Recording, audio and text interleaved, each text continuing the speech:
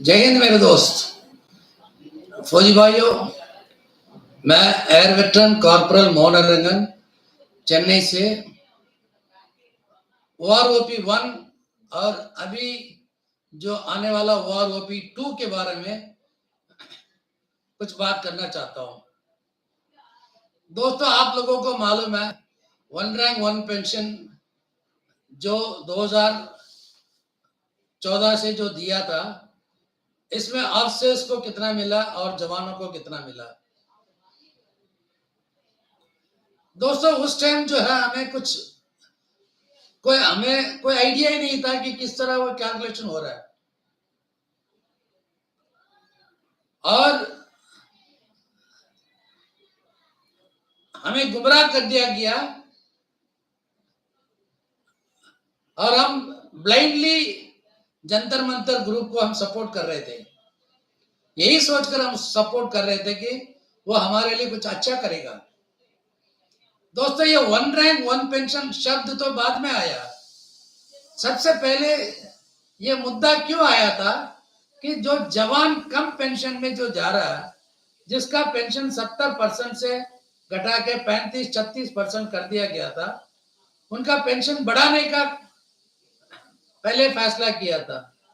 लेकिन इसको जो है, जो लॉबी जो है तोड़ मोड़ के जो है अपने फायदे के लिए वन रैंक वन पेंशन नाम देके इन्होंने पूरा बदल दिया। दोस्तों, आज हम बात करेंगे एक रैंक ऑफिसर का, एक रैंक के बारे में हम बात करेंगे। वो रैंक है ब्रिगेडियर, और ब्रिगेडियर का तुलना जो है हम करेंगे चीफ ऑफ आर्मी स्टाफ के पेंशन से, और जवानों का भी हवलदार से लेके सुबेदार मेजर तक का जो है परसेंटेज के हिसाब से हम चीफ ऑफ आर्मी स्टाफ के जो पेंशन है उसके साथ कैलकुलेशन करेंगे। सबसे पहले हम जवानों का बात करते हैं। दोस्तों, 2012 में एक सर्कुलर आया था, और उसके हिसाब से जो है एक हवलदार जिसका कलर सर्विस 24 साल है, उसका पेंशन हो गया था 7,305। ये जो है 2012 का उसका पेंशन है। और उस टाइम 2012 में एक चीफ ऑफ आर्मी स्टाफ का पेंशन था 45,000, 45,000, क्योंकि चीफ ऑफ आर्मी स्टाफ का कभी पेंशन चेंज नहीं होता, पे कमीशन टू पे कमीशन चेंज होता, इसलिए हम रेशियो निकालेंगे सिर्फ चीफ ऑफ आर्मी स्टाफ के पेंशन के हिसाब से। तो एक हवलदार का जो पेंशन है, जो 2012 में जब 7,305 रुपए था, उस टाइम एक चीफ ऑफ आर्मी स्टाफ का पेंशन था 45,000। वॉर ओपी आने के बाद 24 साल का जो हवलदार है उसका पेंशन हो गया था 7,808, लेकिन चीफ ऑफ आर्मी स्टाफ का पेंशन वही 45,000। यानी कि 2012 में हवलदार का पेंशन था चीफ ऑफ आर्मी स्टाफ का पेंशन का 16.30%, और वन रैंक वन पेंशन आने के बाद हवलदार का पेंशन में बहुत ज्यादा बढ़ोतरी हुआ। कितना हुआ है? 16.3 से लेके 17.5 तक पहुंच गया। कितने का इजाफा हुआ है? 0.98% का बढ़ोतरी हुआ एक हवलदार का चीफ ऑफ आर्मी स्टाफ के पेंशन की तुलना में। और 2012 में एक जेसीओ नायब सूबेदार का पेंशन था 9,382, और वन रैंक वन पेंशन में उसका हो गया था 9,429। दोस्तों, ये 9,382 एक चीफ ऑफ आर्मी स्टाफ का जो पेंशन के हिसाब से अगर आप कैलकुलेशन करोगे तो ये बनता है तकरीबन 20.84%।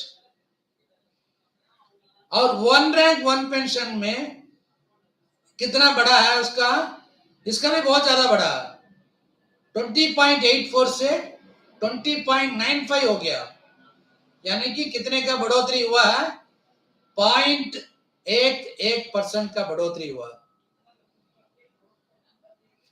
सूबेदार साहब का जो है 2012 में 11,970 था। ये 11,970 जो है एक चीफ ऑफ आर्मी स्टाफ का पेंशन में कितना परसेंटेज बनता है, 26.6%। वन रैंक वन पेंशन आने के बाद सूबेदार साहब का पेंशन हो गया था 12,268, यानी कि इसका भी बढ़ोतरी हुआ है। चीफ ऑफ आर्मी स्टाफ के जो पेंशन की तुलना में 27.62%, यानी कि कुल मिला के कितना इंक्रीज हुआ है, 1.02%।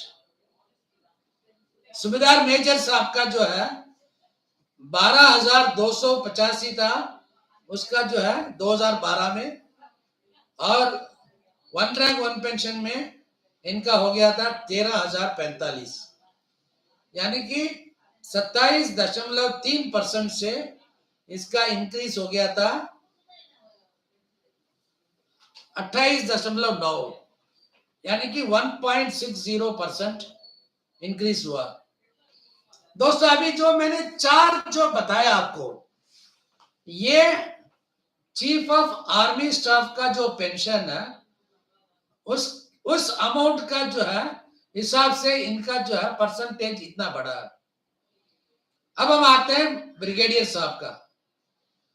एक ब्रिगेडियर का जो है मिनिमम फिटमेंट के हिसाब से 2012 में 33 साल का एक ब्रिगेडियर का पेंशन था 29,145, एक ब्रिगेडियर का, यानी कि चीफ ऑफ आर्मी स्टाफ का जो पेंशन है, जो 45,000 पेंशन है, उसके हिसाब से जो है इनका बनता है तकरीबन 58.1%, यानी कि एक ब्रिगेडियर का पेंशन है, चीफ ऑफ आर्मी स्टाफ का पेंशन में 58.1%। और वन रैंक वन पेंशन के बाद बेचारे ब्रिगेडियर को कुछ भी नहीं मिला, बेचारा 29,145 से एक ब्रिगेडियर का पेंशन हो गया था 37,570। परसेंटेज की तुलना में जो एक CA chief of army staff का पेंशन 45,000 और ब्रिगेडियर का पेंशन हो गया था 37,570, यानी कि परसेंटेज की तुलना में कितना हो गया, 58% से हो गया था 76.82%। बढ़ोतरी कितना हुआ भैया, 18.64% का बढ़ोतरी हुआ। हम लोगों को मालूम नहीं था इसके बारे में। 2008 में जो रिटायर हुआ ब्रिगेडियर जिसका सर्विस 35 साल, उसका पेंशन था 34,650। 2008 का रिटायरी है, छठा पे कमीशन का रिटायरी है, जिसने पूरा सर्विस किया, ऊपर से 2 साल और भी किया, जिसने मतलब मेजर जनरल की बराबर जो है वो लास्ट पे रन था उसका, मैक्सिमम ऑफ द स्केल। लेकिन ये 37,650 कैसे आया ब्रिगेडियर का, इसका कोई भी जवाब किसी के पास नहीं है। दोस्तों मैं ये आज सिर्फ एक रैंक का बताया, आगे आपको और हर एक रैंक का बताऊंगा कैसे कैसे इन लोगों ने हमसे ज्यादा लिया। हमारे माननीय प्रधानमंत्री जी कहते हैं 1 रैंक 1 पेंशन जवानों का हक है, सिर्फ सिपाही हवलदार जेसीओ को मिलना चाहिए, और जेसीओ जवान को क्या मिला है? बीकेटी। अब मैं ये क्यों अभी बताना चाहता हूं, 1 रैंक 1 पेंशन का जो पार्ट 2 आने वाला है, अभी मेजर जनरल सतबीर सिंह क्या कह रहा है? Maximum of the pay scale होना चाहिए। अभी भी वो हैप्पी, अभी भी वो संतुष्ट नहीं है। एक बार तो ठोक दिया उसने, और भी मारना चाहता है। दोस्तों ये maximum of the pay scale system क्या है?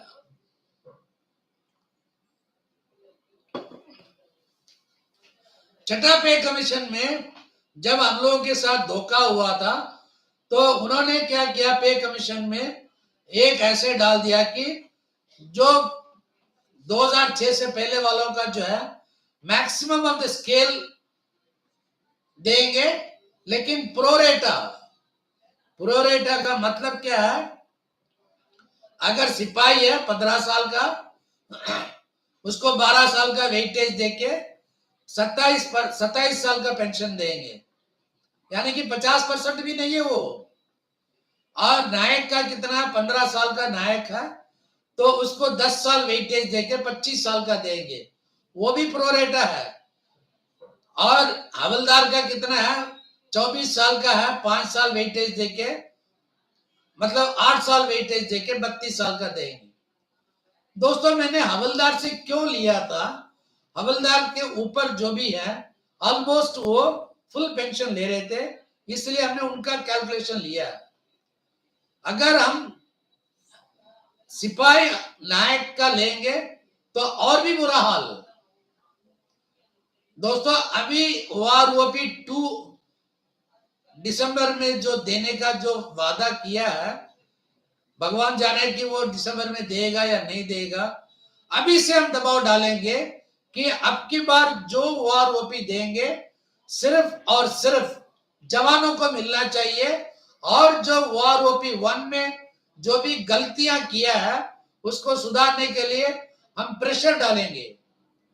जैसे कि रिजर्विस्ट को जो नहीं दिया था, ऑनरी नायक ऑनरी हवलदार को जो नहीं दिया, ऑनरी नायब सूबेदार को नहीं दिया, इन चीजों के बारे में हमें प्रेशर डालना पड़ेगा।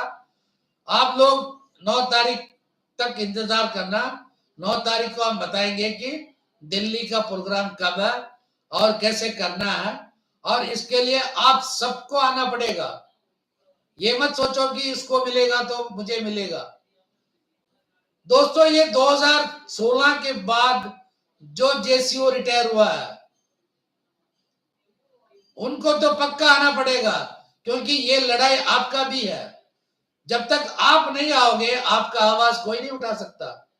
हम नहीं उठाएंगे, क्योंकि फायदा आपको मिलना है। अगर आपको फायदा चाहिए, ऑनरी नायब सूबेदार, नायब सूबेदार, सूबेदार major, honorary lieutenant, honorary captain, आप सबको दिल्ली आना पड़ेगा। दिल्ली में आके आप अपना आवाज बुलंद करो, हम आपको साथ देंगे। और ऑनरी नायब सूबेदार जो 2006 से पहले वाले, आप लोगों को भी आना पड़ेगा, रिजर्विस्ट को आना पड़ेगा, ऑनरी हवलदार को आना पड़ेगा। आप सब सोच लेना कि जब तक हम अपनी आवाज बुलंद नहीं करेंगे, जब तक हम एकजुट होकर नहीं लड़ेंगे, तब तक कामयाबी हासिल करना मुश्किल नहीं, नामुमकिन है। और आप कृपया करके जो है कमेंट बॉक्स में सब अपने अपने कमेंट्स डालना, और किस बेसिस में आप साथ दे सकते हैं ये भी आप जरूर लिखना। इनकलाब जिंदाबाद, भारतीय सेना जिंदाबाद, सैनिक एकता जिंदाबाद। जय हिंद, वंदे मातरम।